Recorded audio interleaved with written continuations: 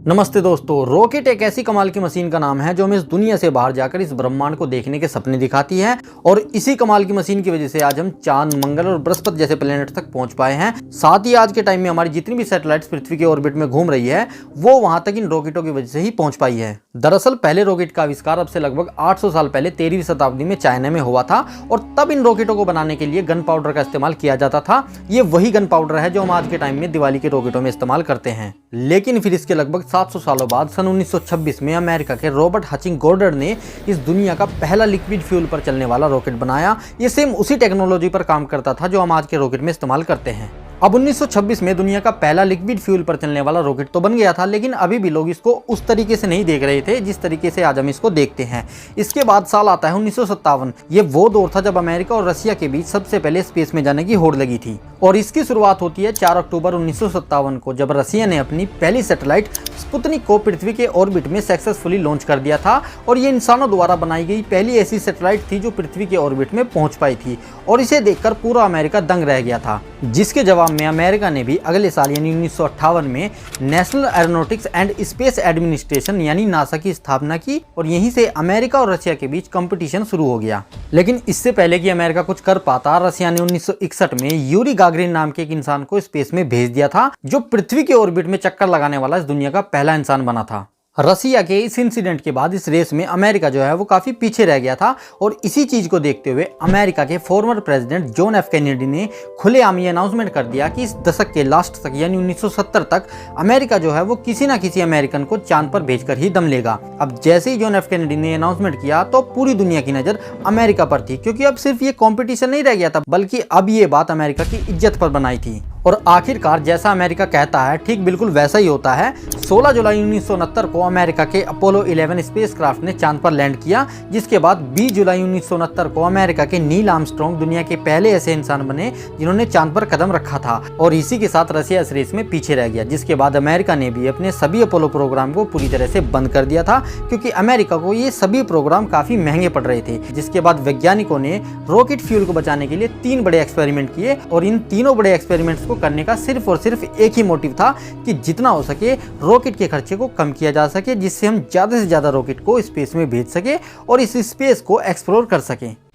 Number 1 पर आता है इलेक्ट्रोमैग्नेटिक रेल लॉन्च। सन 2000 में वैज्ञानिकों ने एक नया रेल ट्रैक बनाया जिस पर किसी भी रॉकेट को इलेक्ट्रोमैग्नेट की मदद से स्पीड दी जाती थी, जिससे फ्यूल की बचत करते हुए कोई भी रॉकेट बड़ी आसानी से स्पेस में पहुंच जाता था। लेकिन इसके बाद पता चला कि इस तरीके से फ्यूल तो बच जाएगा, लेकिन जो खर्चा है वो फ्यूल से भी ज्यादा आएगा, जिसके बाद ये कॉन्सेप्ट भी पूरी तरह से फेल हो गया।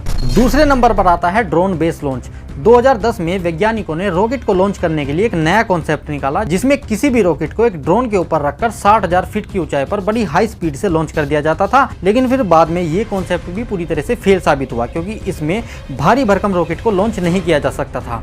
तीसरे नंबर पर आता है स्पिन लॉन्च। 2014 में वैज्ञानिकों ने स्पिन लॉन्च के बारे में भी सोचा, जिसमें किसी भी रॉकेट को बड़ी हाई स्पीड से घुमाकर स्पेस में फेंक दिया जाता था और कोई भी रॉकेट फ्यूल की बचत करते हुए बड़ी आसानी से स्पेस में पहुंच जाता था। इस मॉडल के साथ में एक बहुत बड़ी दिक्कत ये थी कि हम इन रॉकेटों से सिर्फ सैटेलाइट्स को ही स्पेस में नहीं भेजते, बल्कि इन रॉकेट के थ्रू हम स्पेस में इंसानों को भी भेजते हैं। और अगर मान लो इस रॉकेट में इंसान हुए तो इस प्रोसेस के दौरान वो लोग स्पेस में पहुंचने से पहले ही स्वर्ग पहुंच जाएंगे। तो इसलिए बाद में ये कॉन्सेप्ट भी पूरी तरह से फेल साबित हुआ। अब हमारे वैज्ञानिकों को कोई भी ऐसा तरीका नजर ही नहीं आ रहा था जो इन रॉकेट के खर्चे को कम कर सके। लेकिन वहीं दूसरी ओर इलोन मस्क की कंपनी स्पेस एक्स में लगातार ऐसे रॉकेट बनाने पर काम किया जा रहा था जिन्हें एक बार लॉन्च करने के बाद हम दोबारा से इस्तेमाल में ला सकते थे, क्योंकि अब से पहले इन रॉकेटों से जितनी भी स्पेसशिप और जितनी भी सैटेलाइट्स को स्पेस में लॉन्च करना होता था उनको तो ये रॉकेट बड़ी आसानी से स्पेस में लॉन्च कर देते थे, लेकिन उन्हें लॉन्च करने के बाद ये रॉकेट किसी काम के नहीं रहते थे। और इसके बाद जब भी हमें किसी स्पेसशिप या किसी सैटेलाइट्स को फिर से स्पेस में छोड़ना होता था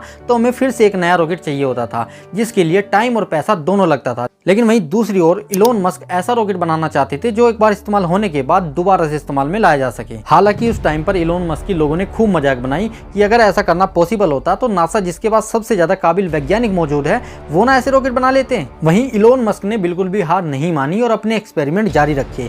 हालांकि इसी दौरान इलोन मस्क के कई रॉकेट पूरी तरह से डिस्ट्रॉय हो गए थे, जिनमें उन्हें करोड़ों अरबों रुपए रुपयों का नुकसान उठाना पड़ा था, लेकिन इलोन मस्क ने हर बार अपनी गलतियों से कुछ ना कुछ सीखा जरूर था और आखिरकार 21 दिसंबर 2015 को इलोन मस्क ने ऐसा रॉकेट बना ही लिया था जो एक बार लॉन्च होने के बाद सेफली धरती पर लैंड कर सकता था और बाद में यही रॉकेट दोबारा से लॉन्च भी कर सकता था, जिसका नाम था फैल्कन 9। ये वो टाइम था जब सभी स्पेस एजेंसी की नज़र इलोन मस्क पर थी, क्योंकि इलोन मस्क ने एक ऐसा रॉकेट बना लिया था जो ना सिर्फ टाइम की बचत करता था बल्कि इसमें लगने वाले अरबों रुपयों को भी बचाता था।